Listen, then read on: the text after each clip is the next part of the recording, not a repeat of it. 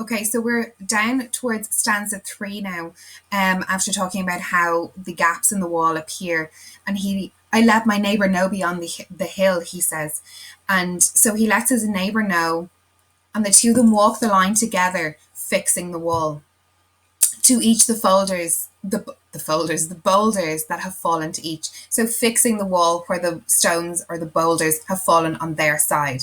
Some are loaves, he says, so that kind of oblong shape, and some so nearly balls we have to use a spell to make them balance. So some are so round that they have to try and balance them. And then he's talking to the stone there when he says, "Stay where you are until our backs are turned." So when you try and balance something and then you do some kind of a gesture like this, we wear our fingers rough with handling them. So he talks about how then that it's such physical manual labor, and of course he's maybe implying that he's not used to it. Oh, just another kind of outdoor game, one on a side. Okay, so the boundary there, so it's almost like they're on different teams. It comes a little more there where it is we do not need the wall.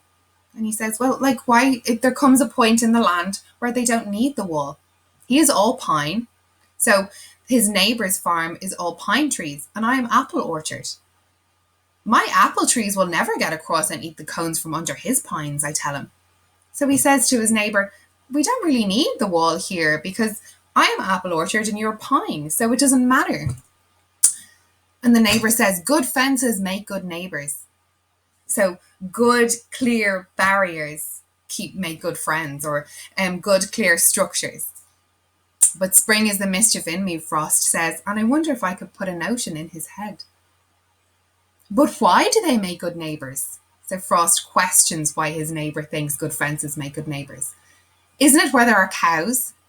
But here there are no cows. So he's talking there that, isn't it when there's livestock involved, isn't it good then that there are boundaries and fences? But you're pine trees and I'm apple trees, so we kind of don't really need a wall. It's very clear what's mine and it's very clear what's yours.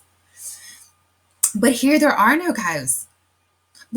And then he goes on to say to his neighbour, before I built a wall, I'd like to know what I was walling in or walling out, and to whom I was like to give offence. So that's a really good line there if we think about the cultural context of it as well.